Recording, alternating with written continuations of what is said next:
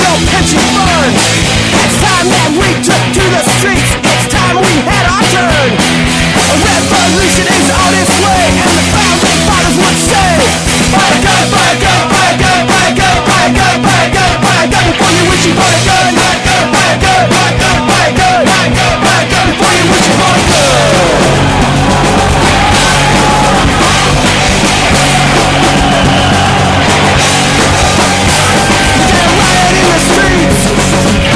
Revolution's not clean and neat, you gotta riot in the streets.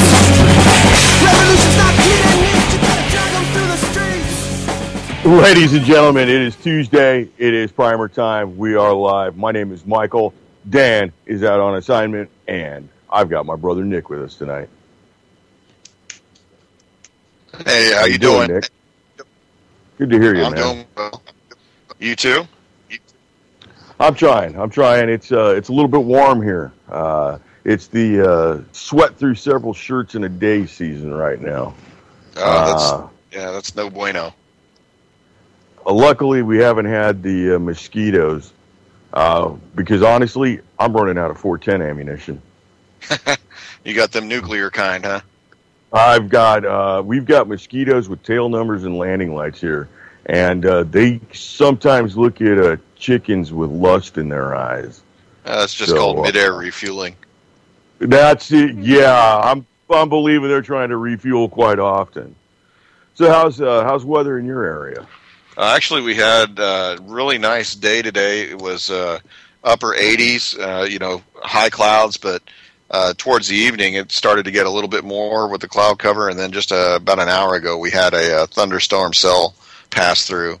Didn't get any rain out of it, but got a good light show.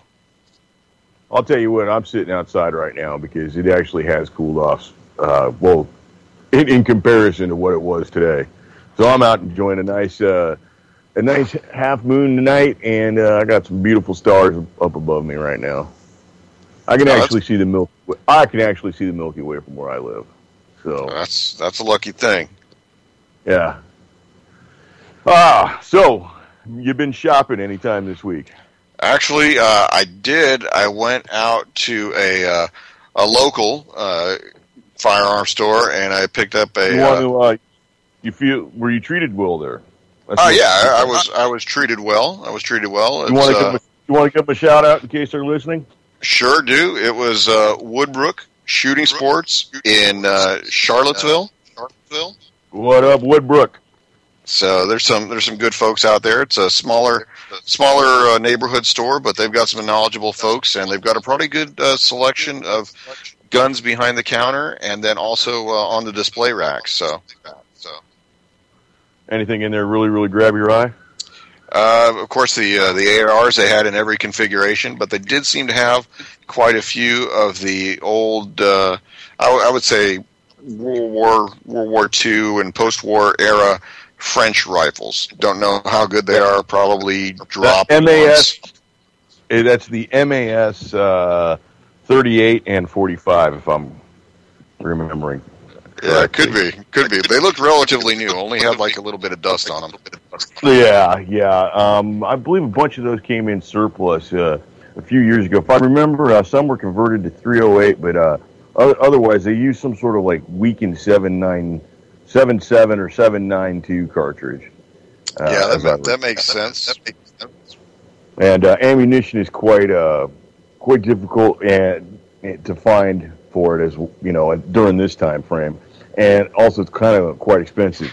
I think you might be familiar with the VZ rifle series. Those are from Czech Republic. That's right, and there for a while, they were importing some of the very early ones that they had made, which were in 7.62 by 4.5 caliber, which would put it square in the middle between 7.62 by 39 and 7.62 by 54. Well, it was really nice, and they were really, nice quality rifles, and they had a little different look to them. And the problem is you got 40 rounds when you bought the rifle, and that was the last 40 rounds you ever saw. Yeah. And to be honest with you, I've got 3 of those. I've got 3 of those bullets left, and eventually they'll probably be worth, $20 $12 million a piece. That's where we hold on to baseball cards. Or at least a box of 22. Yeah, if you can find it.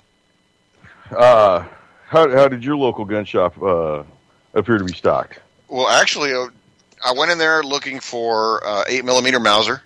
They did have some Remington with the they weren't mil spec in terms of the amount of grains. So they had some like kind of weak loads. They were 170 grain instead of the 196. But for $32 a box, I think I will pass on the Remington. And I actually did find it on sale. Of course, it's Privy Partisan out of Serbia. And I did find it for $16.99 for 20 rounds. And I found that actually from Palmetto State Armory. I dig Palmetto State. They've got pretty good prices. My only beef with Palmetto State is they take a year and a day to ship everything. Yeah, I did notice that when I was buying parts for an AR that I'm putting together. So yeah. If you don't buy everything all at once, it can take some time to get back to you. Right.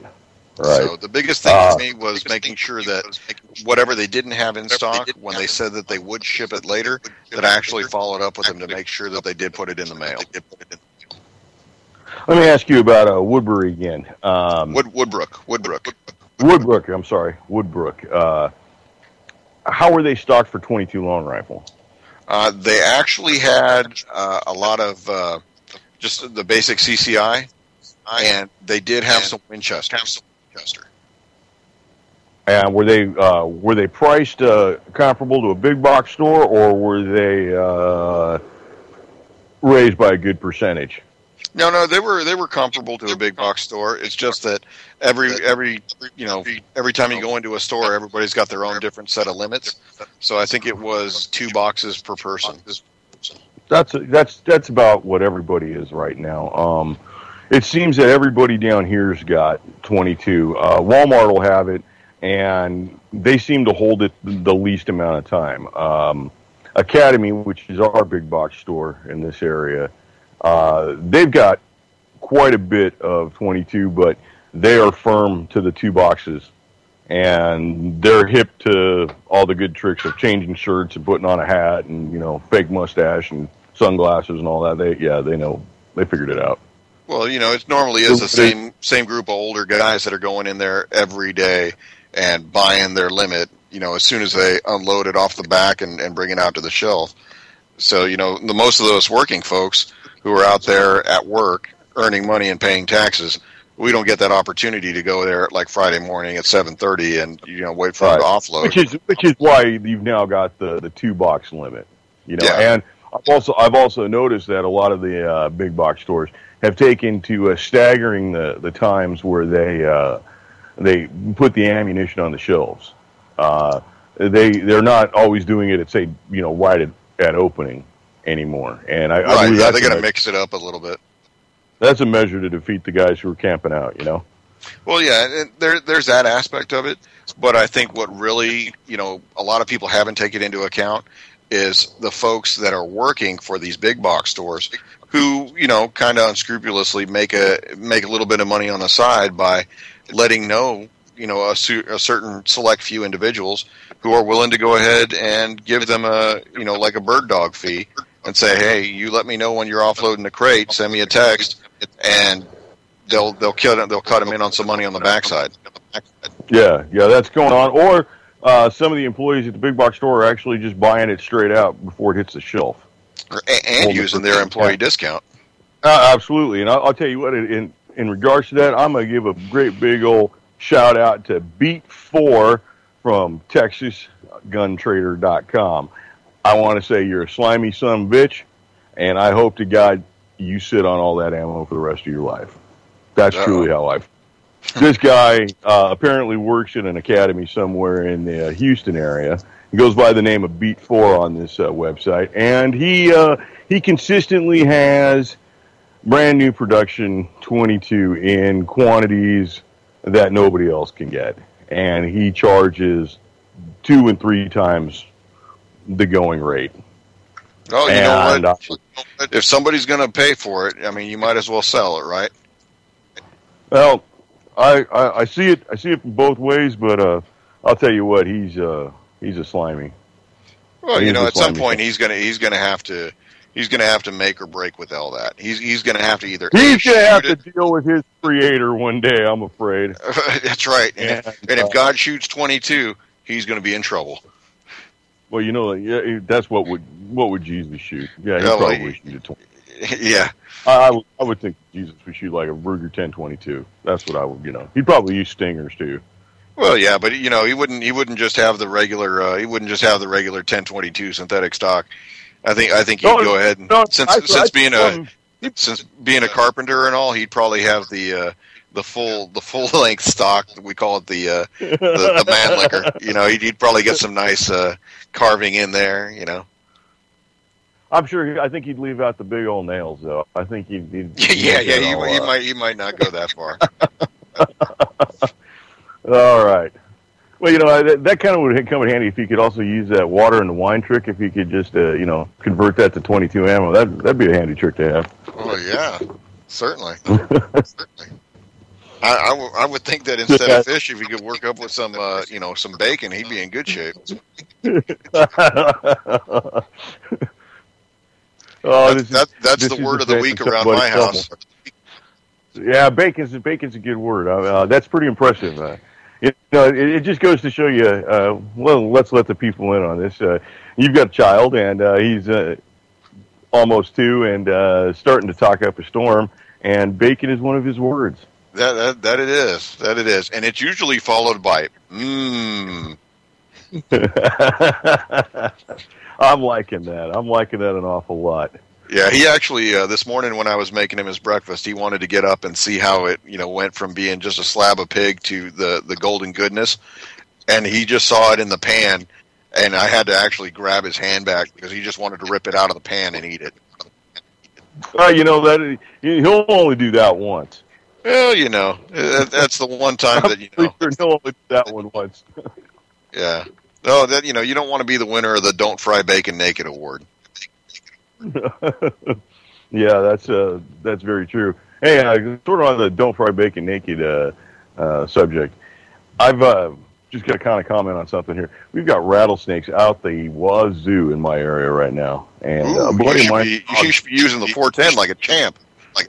I'm telling you, I've not seen any in my yard, but if I do, yep, it's going down, and I've got no problem with that. Yeah, I know there's a lot of people out there that say the snakes are great for keeping back the rats. I'll deal with the rats at all because you can buy rat shot, but snakes don't get a pass at all. No, rattlesnakes are not good for anything except like belts and expensive exotic jerky. Yeah, that's not my purview. Snakes just if they kick people out of the Garden of Eden for giving up the apples, they got no place in my life. I'll tell you, I know that rat shot is quite effective, and that is, I would much rather deal with a room full of rats than 4 or 5 snakes that are, I don't know where they're at. Well, speaking of snakes, I don't know if you've seen, in the prairies in Montana and Wyoming, kind of big sky area.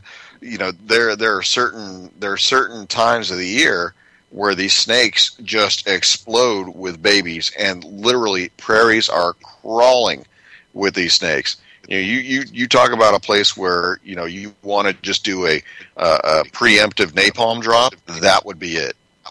You could almost sell tours. You could have people with steamrollers and rent out tourist judges, and then just let them go wild. Yeah, I'll tell you what. You could let them keep every skin that they get, but they would never run. I mean, they would never run out of stuff to shoot. Well, I'll tell you. In dealing with snakes, I have somewhat of a medical background, emergency medicine, and I've had to deal with people who've been bitten. Envenomated is the actual term, by rattlesnakes, and every time that I've dealt with that, it's always been a guy who's got just a little too much happy on board, depending on what your definition of happy is. And that's pretty much the case for everybody above 15 who gets bitten by a rattlesnake. They got too much happy on board. Yeah, I mean, there's always the most dangerous words in the world are like, hey, check this out, or quick, hold my beer. Here, hold my beer. Yeah. Yeah, anytime you say that and there's a snake in the neighborhood, you're asking for somebody to get a quick trip to the ER.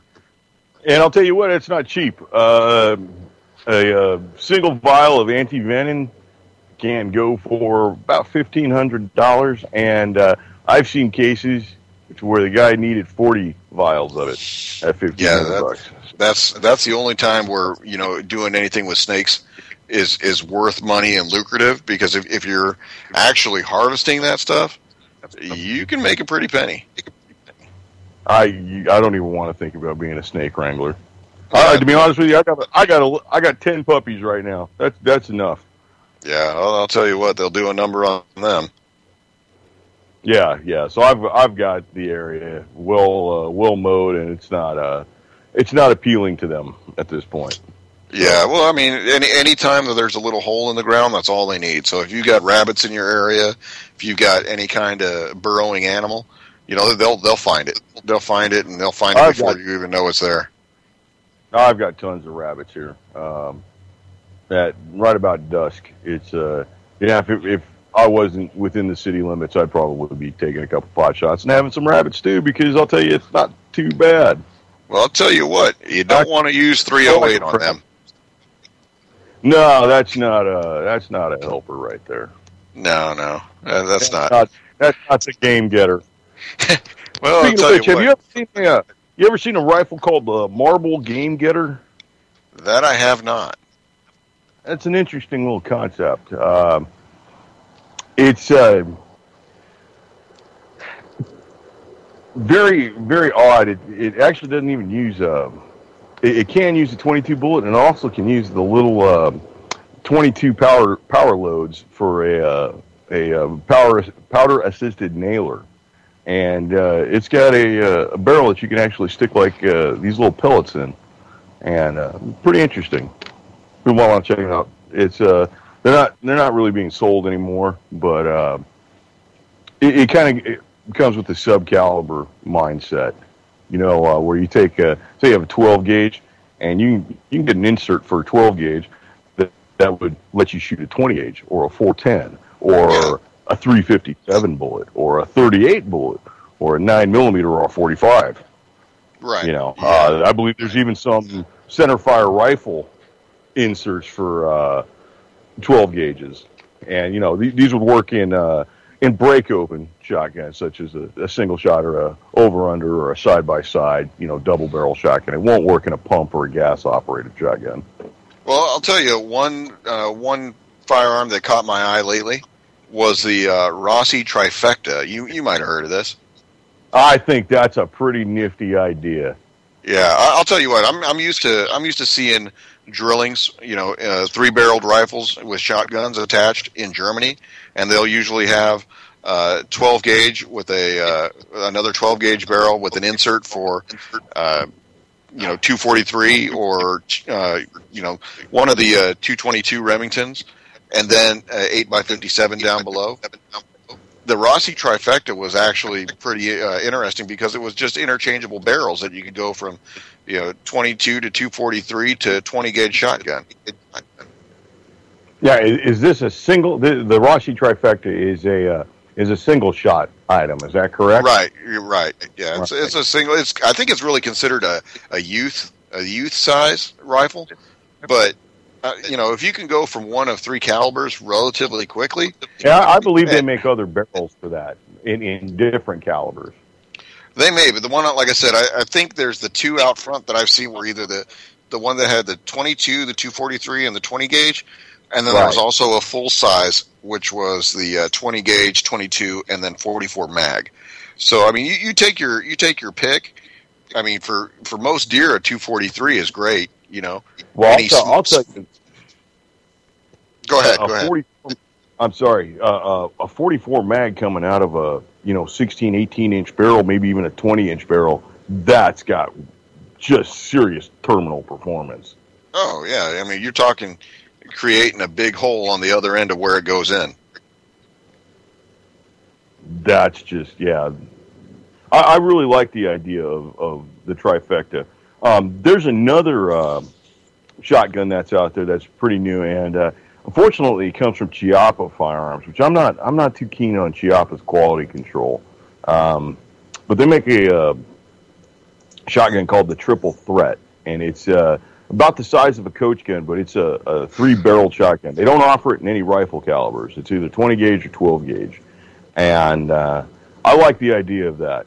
I really do, because hey, 3 rounds of 12 gauge that's pretty good. Yeah, I'll tell you what, you're doing better than Biden wants you to do. That's for sure. That's 50% over his limit right there. That's right. Never mind the fact that he's telling you to break the law in more municipalities than not by just opening your door and firing shots within city limits, presumably. Did you see that the man who used that as his defense was acquitted? Yeah, that'll be the only time that happens. I believe that. I believe he used everybody's turn on that one. I think he did, because that's very similar to the New York Safe Act, when Mayor Cuomo or Governor Cuomo was standing forward and saying how this law was going to benefit everybody by keeping everybody safe, and then one of the members of the crowd said, "Well, hey, aren't your police officers in violation of this new law? Because I believe they have 15-round magazines in their pistols." And the governor was like, "Ooh, we got to get on that." Yeah, he's not known for being a friend. He's definitely on the Mayors Against Illegal Guns Christmas card list. Oh, but they don't do Christmas cards. No, those are offensive. Those are offensive. Well, I mean, maybe they do Hanukkah mailers. I don't know. I would say that you've got a better chance of receiving a further letter from them if you were to donate 8 times during Hanukkah. Thank you. Well, So one of the things that I'm looking at is really is it worthwhile to stockpile the 5.56 because of what's probably going on in Ukraine, which is the invasion by Russia? I would say stockpiling any ammunition is a good idea, but I would be saying yes. I would be agreeing with you completely. And if you've got the chance to buy the green tip, the penetrator stuff, I might stock up on that. Yeah. Well, my main concern was that for anybody that's out there shooting the the 7.62 by 3.9, the 5.4, or the 5.45. You're one executive order away from saying that, hey, there's an organization that's involved with Russian politics, and they're going to be banned from import. I think the 5.45 by 3.9 was banned by the ATF recently. Right. The ammunition known as 7N6. Right. That would be the steel core ammunition, correct? Right. Yeah. It's and that became an armor-piercing ammunition as soon as they made a pistol version of the AK-74. There's plenty of the pistol versions of the AK-47, but as soon as they made the AK-74, that brought that ammunition into violation of the Cop Killer Ammunition Act. Yeah. Because now, technically, you can hide that pistol. So that's crazy. Yeah, it's just these are laws that are knee-jerk and totally reactionary and really have no effect. I just think that it's crazy that we have to wait, to see whether or not certain ammunition that is otherwise legal will be banned by an executive order on a whim to basically, follow through with the idea of controlling your individual liberties for firearms and their accoutrement. Well, I'm firmly of the opinion, as I believe you are, that, like you said, it's all just a signature away. And I think it almost, I'm not a fan of the AR-15 platform, but it it behooves everybody to have something in 5.56. Yeah, I think you're right, and I think the bigger point of the matter is this: is that, you know, contrary to the 22 situation, I haven't seen 5.56 largely affected the same way. I've seen 5.56 and all its incantations readily available at just about every store that I've gone into. Well, you were out of the loop, so to speak, during the time because you were overseas and you didn't really get to see the panic that was going on. Oh, no, but I was following it online. Following it online was completely less shocking than walking in and seeing nothing on the shelf save for a box of 7mm and a couple of boxes of 17 HMR. You know, everything else was gone. No pistol ammunition. No modern centerfire rifle calibers were available. There were shotgun shells. There was plenty of 12 gauge and 20 gauge. Everything else was gone. I do distinctly remember walking into the academy and seeing the ammunition aisle blown out. There was nothing there. It was empty shelves, and that was everything. I mean, the prices have returned to somewhat normal. I'd say they're about 10%, maybe 15% above what they were. But I mean, how much of that can you attribute to inflation as well? Well, you know, and I don't know that it's so much attributable to inflation, but I think that, you know, at some point the bottom will fall out, and what you're going to see is a lot of these people who were doing the buy-in, doing the holding, whether to transfer at gun shows or, you know, to sell in their local areas. These guys are basically sitting on something that is, it's a sunk cost for them. You know, they're never going to get what they paid for it unless they can sell it in the near term and really strike when the iron is hot based on fear. And I'm just like anything else that the government wants you to do in terms of, you know, really restricting your access to firearms or ammunition. You know, they have to wait for an episode of an incident in order to really drive that message. Because when was the last shooting that we've had in the nation? I mean, I know Chicago, it's daily, but when was the last? Chicago, every weekend occurrence. I believe the last media-driven mass event may have been at the FedEx station. And that one didn't get a whole lot of traction because they took a whole bunch of pictures of the responding police, and it was right in front of a gun-free zone sign. So. Oh yeah, that makes for good news. Right, that's not exactly what they want to portray. So.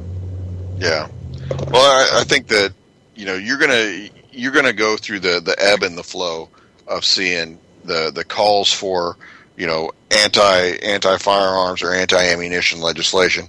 I think it's been quiet relatively in the last couple of weeks. I mean, at least here in my state, they are getting ready to go into an election cycle. You know, there's a heated Senate race, and they don't want that kind of distraction. I think honestly, anything that the president has put his name and his you know, signature to in terms of anti-gun legislation, there's a lot of vulnerable candidates out there that come from relatively rural locations. They don't want to be seen with that kind of baggage, especially when it comes to their constituency being folks that, by and large, support Second Amendment, or they themselves are, you know, fond of the shooting sports. Well, it definitely is a hot button issue, and the best way to deal with it is to vote with your wallet, because obviously whatever you put on paper doesn't count. Because it really doesn't matter how many times you vote or how hard you vote. All that matters is who counts the votes, and they own those machines. So, well, they do. At least if you say Diebold on them. I believe they're the Diebold and IntelliWest or something, I think is the other company that has the monopoly on those voting machines. And yeah, they're hackable, they're programmable, they're changeable. Yeah, Yeah. That's a mistake. That's almost as bad as the auto pen. You know. Yeah, that one's a stretch. Well, just I'll tell you, I'd getting like back to that. I'm sorry. I'd like to make bumper stickers that have auto pen and teleprompter for president in 2016. Yeah. I'd do that. Yeah, well, they'd be a sight better than Hillary Rom. Hillary Rom in 2016. I was about to say. I was about to say. Well, hey, just I don't know if you remember the governor of Colorado, former mayor of Denver, John Hickenlooper. Yes, there's been some interesting news about him. Go ahead. There is, and I'm looking at a couple of stories on this guy. He's actually he's really hurt himself with his support of the Colorado legislation that passed a year ago that banned high capacity magazines and limited certain weapons in the state. He's running neck and neck with a Republican candidate, and it's actually on a couple different sites. It's looking like he may lose his job. Well, not too long ago, he gave an interview, or I don't even think it should be called an interview. He spoke to an association of sheriffs, and he backtracked on everything that he said to the sheriffs. Everything that he said during the legislation and the vote period when all the anti-gun legislation was going on in Colorado. Well, he spoke to the sheriffs and said, "Oh, yeah, I didn't know that was going to happen, and I didn't really realize, and I'm sorry, blah blah blah." Politician, sound word key bite, and then 2 days later, he totally retracted what he said to those cops in front of a bunch of media. So, yeah, of course, of course. Well, it's a sad state of affairs when it's almost Schumer-esque in the way that he's operating. Oh, certainly, but at least with Schumer, part and parcel which side of the aisle he stands on. He never comes out in defense of firearms and firearms owners. You know that he's there to limit your individual freedoms when it comes to firearms. Hickenlooper is doing something different. I think Hickenlooper realizes that he's from a state that, yes, while it's larger cities and metropolitan cities of Denver and the Springs, while those are overwhelmingly people that are liberally minded when it comes to voting, you've got a lot of communities on the Front Range and west of the Rockies that by and large support gun rights and gun ownership rights. And, it's very telling when a sitting governor has to go in front of an assembly of state or, of county sheriffs from his state and say, hey, guess what? I made a mistake signing this legislation. I didn't exactly think it through. Now, granted, he'll go back on TV when the cameras are on, and he'll talk up a storm going the other direction. But the sheriffs of all those counties were coming up saying, hey, this is unenforceable. And this is stuff that you can't force us to do, and you really don't have our support. And I think it's hurt him.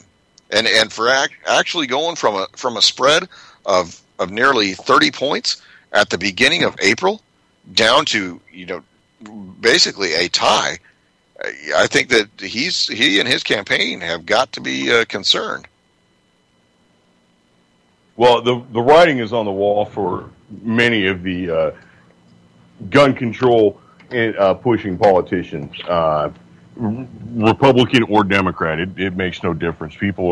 I think people actually are really seeing through the whole charade of the two-party system. I really do. Well, I think that a lot of people have to get under their belt that, it's not a question of loyalty to a brand anymore. I think that the waters have been so muddied in terms of protecting the individual's right to own firearms and to do what basically is what our founding fathers said was a God-given right, is that we don't want to hamstring ourselves with candidates who say one thing, do another, and then try to come back and tell us how we were the ones that were wrong. Because they can have evolutions of thought, and yet we're bitter clingers when we don't change our mind based on what we know is right for us and our family. Well, we're getting to me it appears to be almost a breaking point. Texas has an election coming up as well, and one of the gubernatorial candidates, Wendy Davis, How is old Wendy Davis? I'll tell you what, she's being really, really quiet in light of Governor Perry's indictment. She's keeping her mouth shut. Well, is that by design? I think it's the best. To be honest with you, I think it's really her best strategy, because as she opens her mouth and people hear what she has to say, they rapidly lose interest. Well, I think that based on my limited amount of time there after coming back from Korea, I could see that. I think David Dewhurst is lieutenant governor. Yeah. So he's I'm not on the necessarily opposite. a fan of his either. David Dewhurst had the opportunity to push the TSA out of Texas, and he put on his special knee pads and took it for the team, so to speak. Well, you always need folks like that in your corner, right? Right. He'll be squarely behind you. Probably with his hands on your shoulders, whispering in your ear, it's going to be okay, but, Yeah.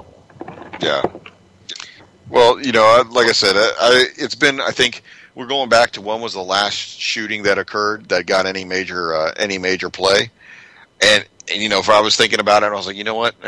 Originally from Arizona, we just had the accidental shooting. I wouldn't even say it was neglect at that point or negligent. I would say that it was a genuine accident. I don't think the parents of the 9-year-old girl who shot and killed her instructor at the firearms range in northwestern Arizona. Like I said, I think that on the outset got a lot of press because it was, you have this innocent young girl. What was she doing? It hit all the keywords, right? It hit all the keywords. It was exactly. 9-year-old girl. The instructor was dressed in a semi-military look. She was using an Uzi, which just rings bells in people's ears. They hear Uzi, and immediately an AK-47 pops into their mind. Well, I think that goes for any firearms, especially when it comes to certain journalists who have their heads up their ass. Yeah. But there has been a fair amount of media attention paid to that, but I think it's failed to gain traction. Well, I think that we've reached the point of saturation. Honestly, I think that at some point, people for the longest time, there was the silent majority, and then there was the apathetic majority. And I think at this point they've kind of merged, and people are just now saying, hey, you know what? If we can have gay marriage, thrust down our throat in most states, if we can have our military fundamentally changed. Sounds wrong. That sounds wrong. Well, I mean that's basically what it is. But if you can have your military service fundamentally changed on an executive order, you can start to see where people just become, here's a keyword, disenfranchised, and really start to just tune out. And when it comes down to it, you look at the facts of the matter. Okay, was the individual robbing a convenience store? No, she was at a firearms range with her parents being supervised. Okay, might it have been the smartest decision to have her firing a semi-automatic pistol? With it was, I believe it was a full automatic. Oh, okay. Like I said, This range does rent out full automatic Class 3 weapons, and they run them out there with the instructor. My issue with this is the parent's choice. Right, individual responsibility in the firearms, and I really don't think the parents thought this through. This should be something that was done with the father or the mother. They shouldn't have done this with a stranger. Oh, and not only that. I mean, you've got to take a look at the individual. Child. Yeah, you take a look at the individual ability. The capabilities of the child would have already been known, and perhaps the full automatic Uzi was not a good choice. I mean, I think looking in retrospect, of course, that wasn't the right choice. However, there are always going to be people in life who serve as examples to others, and unfortunately, a firearms instructor lost his life. The poor child, has to live with this, and the family certainly has to live with this. But when you look at it in life, our nation was founded on the premise of not so much equal opportunity to have the right successes in life or whatever, but we all start out with a choice, and that is to make the most of our lives for ourselves. And whether you do that in work or play, you reap the results of what you do. And unfortunately, in this instance, it didn't work out well for folks. But think on average, we're getting ready for deer hunting season. Think on average, how many folks go out with firearms, are lawfully using them without incident. I mean, by far and large, the numbers are overwhelmingly positive. You're going to have Senator Feinstein quaking in her boots at the thought of that many snipers running around. Well, what is it? The fourth largest standing militia in the world during the the month of November and December. Those 2 weeks on either side. Yeah, with the lowest incidence of accidents and probably the most responsible, I would dare say. Certainly. And like I said, this is the time of year when if you haven't taken a firearm safety course, you might not even be able to get into one because of the folks that are going to go out there and go hunting. Muzzleloader season's coming up. Most often a general rifle season follows. There are people that are going to go out there and snatch up these classes and take a spot in these classes to become more familiar with their firearms, or even for novice shooters or brand new shooters, they're going to take the responsible step and they're going to go out there and learn how to operate that firearm safely and in the manner that it was designed to operate. I think that's a wonderful thing. And, that does bring us to our 4 rules of gun safety. And Michael, what are they? Well, thank you for that intro. First rule, and I'm sorry, that was awesome. What did you want, Don Pardo? He has won a ticket to someplace. There you go. First rule of gun safety, ladies and gentlemen, every firearm is loaded until you physically and visually and physically verify that it is not. So you got to open up the action, flip out the cylinder, break the action open, take the magazine out, make sure it's empty. Rule number 2. You with me, Nick? I'm with you. Like I said, I'm sitting back listening. All right. Rule number 2 is don't point the weapon at anything you don't intend to destroy. Rule number 3 is be aware of your target and what is beyond your target. We're not all Annie Oakley. Somebody's going to miss, and you don't want to miss into into a 7-Eleven or something. That'd be kind of horrible. And the rule that really I hope, if you get nothing else from this show, ladies and gentlemen, please keep your booger hook off the bank switch. You cannot discharge a weapon unless your finger is on the trigger. So don't put your finger on the trigger until you're ready to fire. That's right. Just the best rule. That's the best route of safety right there. Yep. And like I said, you become familiar with your firearms.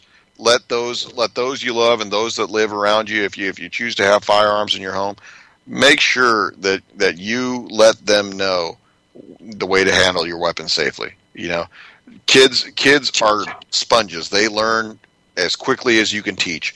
And if you teach them young how to respect firearms and how to be safe around firearms, and even what to do should they ever come into contact with a firearm that's not attended, you will undoubtedly save yourself a lot of trouble, heartache, and hassle with law enforcement. Just make sure that you take the time to make sure you've trained your kids, your spouse, and heck, yourself. Just go to a firearm safety course. Usually don't cost anything. You can get into them for free. And heck, sometimes they even do them on weekends, or they'll do them. Heck, they may even do it at Golden Corral. Well, if you can take a little bit of firearm safety and get some of those delicious rolls. I'll tell you what, that's a win-win. They just as an aside, they remodeled the Golden Corral in the big city near me, and I happened to go there, and I would have to say that that's not the beautiful people that are eating there. And no matter how big the chocolate sundae fountain is, that the fountain of streaming chocolate at noon, just there's something wrong with that. Well, just to follow on, I happened to come back from Korea to the golden feed trough that was in my locale, and my strap on your bags, son. That's right. The waitress that we had actually happened to be South Korean, so of course, I'm a linguistic minded individual, so I happened to converse with her in her native tongue, and she was very impressed. But at the time, I had my wife and kids with me. But and she still didn't surrender, did she? No. It wasn't that she didn't surrender or not. But then she looked at me, she looked at my wife, and then just coyly said, "Oh, and you don't have to be worried about him anymore.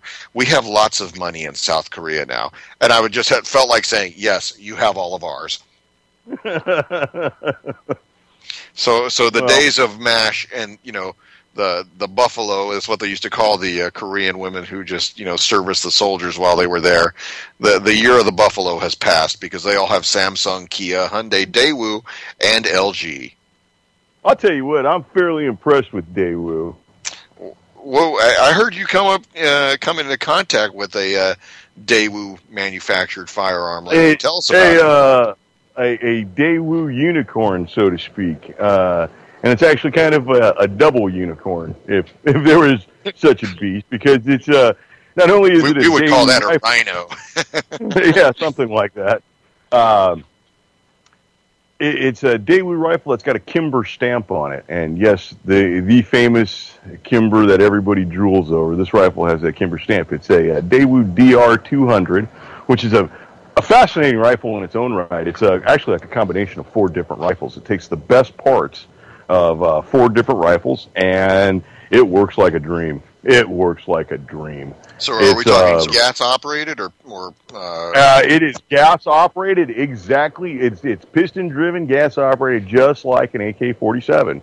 I'll tell you about it. The lower receiver is straight AR-15. It looks exactly like an AR-15.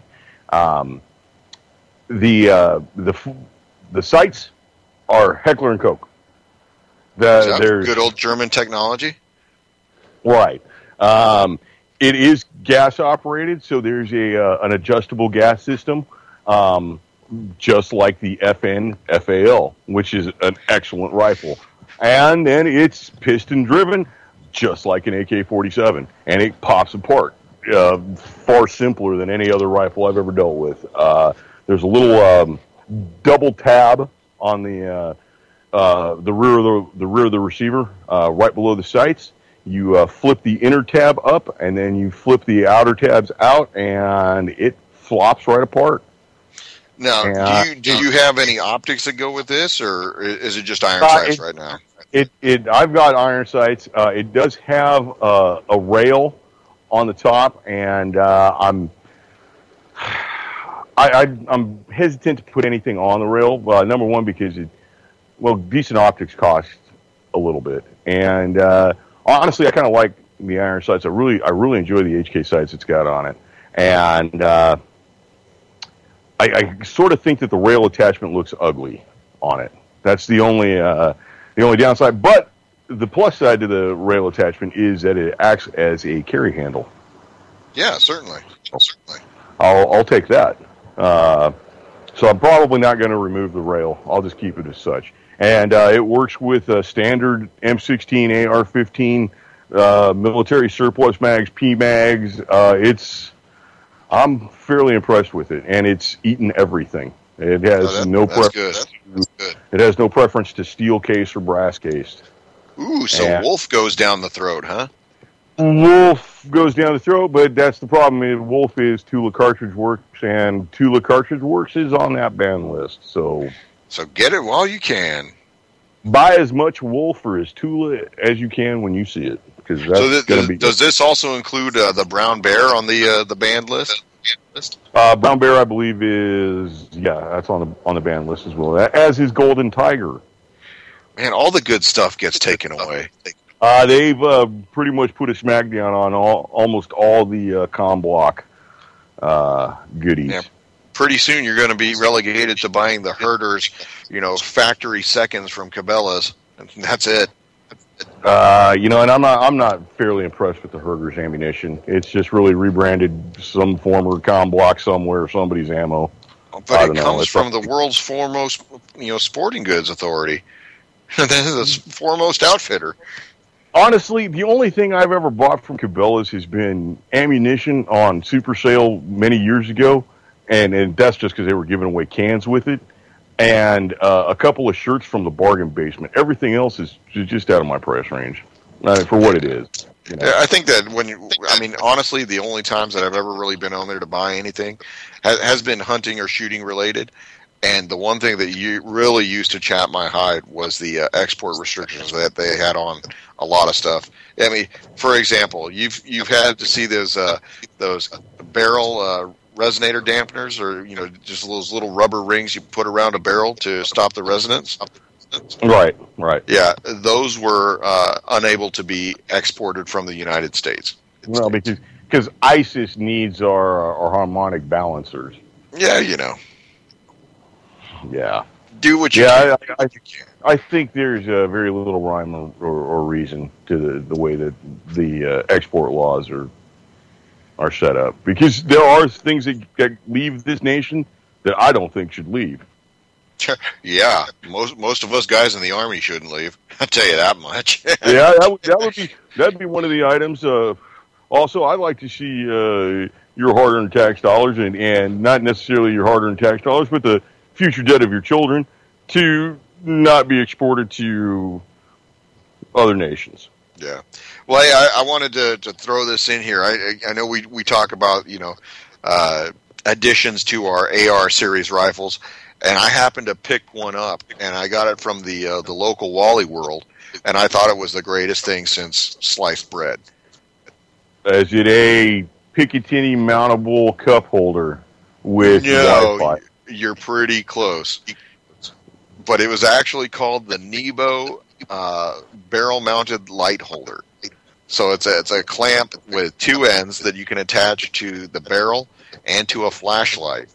And it's pretty nice. It roughly works out to about $15 to $17. And it solves the problem of where to put your flashlight if you don't want to attach it to a rail.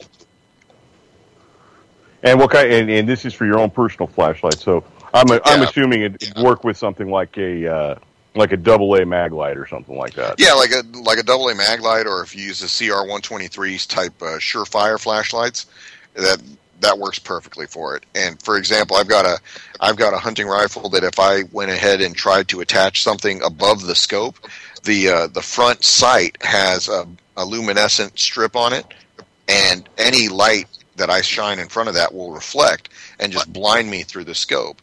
This being a barrel mounted flashlight holder, I can go ahead and rotate it around and drop the flashlight off the bottom and still mount it to the barrel and illuminate downrange without blinding myself. I'm going to ask you a question, and I'll probably get the answer after you've assembled this and used it. But I wonder how something like that would affect accuracy. Because actually, I don't think the pinnacle of accuracy is free floating a barrel, right? So now you're adding a little bit of weight onto the end of the barrel, and a tad bit of weight could ruin that free float. And then you're also going to have some issues with the harmonic balancing, right?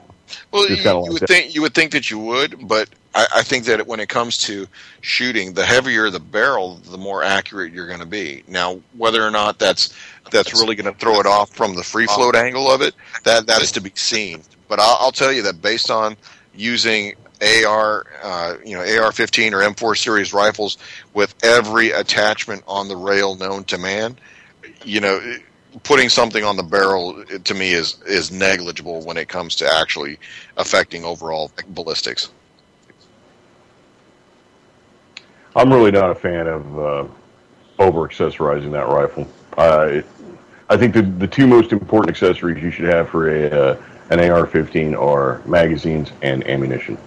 No, That's you really forgot, what I think. the sling. Forgot the sling. The sling, yeah, the sling.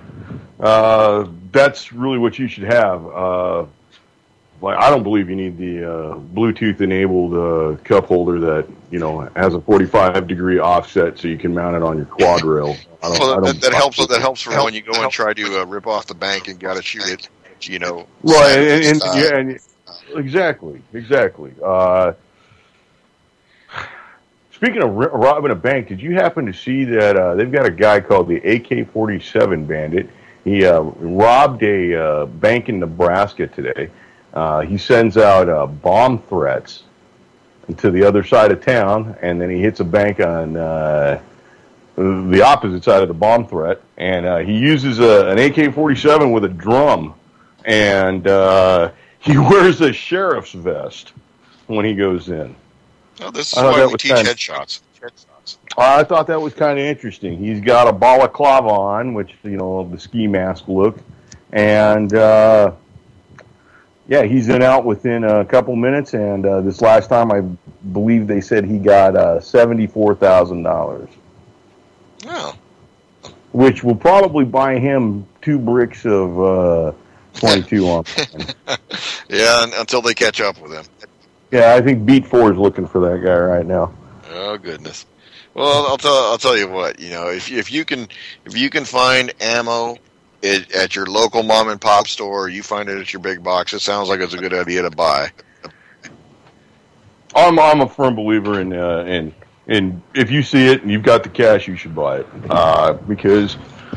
Well, the time is coming where you're going to be very, very limited in what's going to be available and purchase amounts. And I mean, California just recently narrowly defeated ammunition licensing, which would have been they're still doing bullet micro stamping, right? Yeah, and you're seeing lots of manufacturers no longer selling items in California due to the non-existent technology for micro stamping. Yeah, well, it's only a matter of time before these wristband joined firearms technology we're going to stop, folks in New Jersey from being able to buy pistols. Right, and I don't believe that New Jersey will ever override that portion of their gun bill. I don't believe that'll ever be struck from the record. Yeah. Well, Michael, it looks like we've used up the hour. I want to say. I want to say thanks to Jules and UCY TV getting us on, getting the word out, and getting everybody a chance to talk about firearms and the shooting sports. Well, Nick, I truly appreciate that, and UCY.TV is a dynamic platform, and I'll tell you what, pass it on to your friends. There is some excellent programming here. Pretty much a lot of the stuff everybody needs to know. Jules works like no one else for this, and can't give her enough credit, and can't give enough credit to the listeners. I mean, without you guys, we wouldn't be here. So yeah, I think that we got a good format here, and like I said, thanks, Jules, for getting us out there. What patriots do.